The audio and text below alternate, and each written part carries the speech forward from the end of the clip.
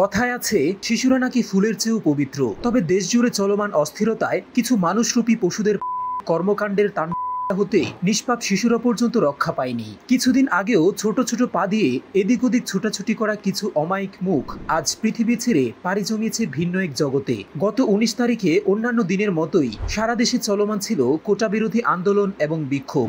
সেদিন সকালের দিকেই এমনই এক বিক্ষোভ তার রূপ ধারণ করে নারায়ণগঞ্জ সদরের নয়ামাটি এলাকায়। নিমিষের মধ্যেই শুরু হয় পুলিশ এবং বিক্ষোভকারীদের মধ্যে এক অমানবিক, যার ফলে সেই এলাকার আশেপাশের বিল্ডিংগুলোর ছাদে জড়ো হতে থাকে উৎসুক বাসিন্দারা। তাদের মধ্যে একজন ছিল 6 বছর বয়সী রিয়া গোপ। সময় নিজের পরিবারের সাথে ছোট্ট মেয়েটি 4তলা বিল্ডিং এর ছাদে অবস্থান করছিল। তবে হঠাৎ করেই এলোপাথারি একটি লাগে প্রথম শ্রেণীর এই শিক্ষার্থীর মাথায়।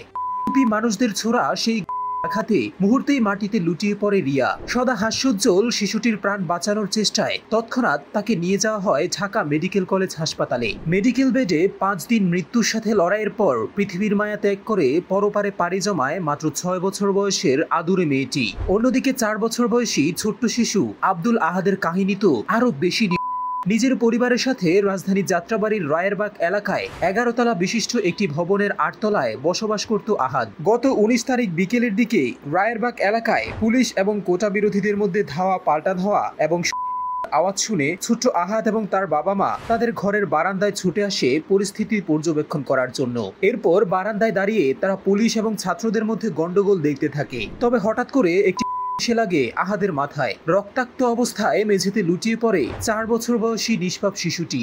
এরপরে আহাদের বাবা মা হন্তদন্ত করে তাদের আদরের ছেলেকে নিয়ে যায় ঢাকা মেডিকেল কলেজে। আহাদকে মেডিকেলে নেওয়ার সময়ও বাসার নিচে কিছু বাধার মুখে পড়তে হয় আহাদের বাবাকে। তবে তার কোলে রক্তাক্ত অবস্থায় আহাদকে দেখে কিছুটা হৃদয় গলে যায় সেই পাষাণদের। ঢাকা মেডিকেলে নিয়ে লাইফ সাপোর্টে ভর্তি করানো হয় ছোট্ট আহাদকে। তখনও তার মাথার ভেতরেই আটকা ছিল। তবে হাসপাতালের ভর্তির পরের দিনই সকলকে কাঁদিয়ে পৃথিবী ছেড়ে চলে যায় 4 বছর বয়সী ছোট্ট শিশুটি।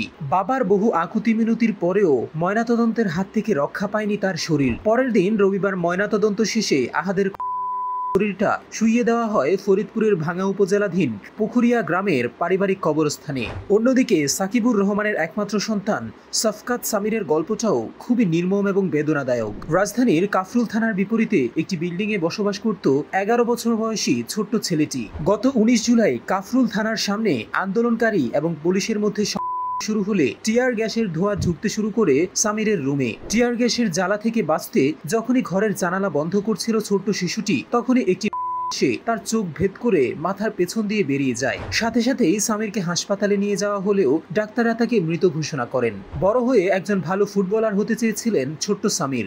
সামিরের দেহের সাথে তার ফুটবলার হওয়ার স্বপ্নটাও অচিরেই দাফন হয়ে গেল। ছোট্ট একটা নিষ্পাপ শিশুটির সবকিছু যেন নিমিষেই কেড়ে নিয়ে চলে গেল।